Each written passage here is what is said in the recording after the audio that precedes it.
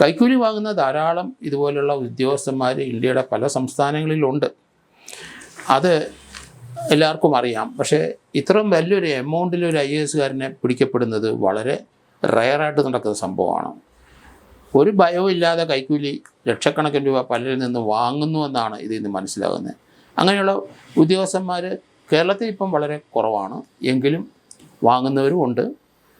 IAS confer ചെയ്ത പലരും വാങ്ങുന്നവരുണ്ട്. കാരണം അതങ്ങനെ ശീലിച്ചു പോയതാണ്.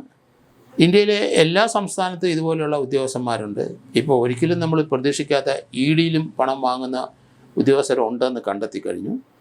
അതിനുള്ള കേസും ബഹളവും ഒക്കെ ഇപ്പം നടന്നുകൊണ്ടിരിക്കുകയാണ്. അതുകൊണ്ട് സീനിയർ ഓഫീസേഴ്സൊക്കെ ഏറ്റവും അധികം ശമ്പളം വാങ്ങുന്നവരാണ് ഇന്ത്യയിൽ. അവരൊക്കെ തന്നെയാണ് ഈ കൈക്കൂലി വാങ്ങുന്നതെന്ന് പറഞ്ഞാൽ അത് അതിശയകരമാണ്, അത്ഭുതകരമാണ്. ഏതായാലും ഒരു ഇൻറ്റഗ്രിറ്റി ഇല്ലാത്തവരാണ് ഈ IAS ഈ IPS ഉദ്യോഗസ്ഥർ എന്നാണ് നമുക്കിതിൽ നിന്ന് മനസ്സിലാക്കുന്നത്. അതുകൊണ്ടാണ് അവർ പണം വാങ്ങിച്ച് ശേഖരിക്കുന്നതും നിയമവിരുദ്ധമായ കാര്യങ്ങൾ ചെയ്യുന്നതും. എന്തായാലും IAS കാരനെ 10 ലക്ഷം രൂപയായിട്ട് പിടിക്കപ്പെടുന്നത് വളരെ റെയർ തന്നെയാണ്.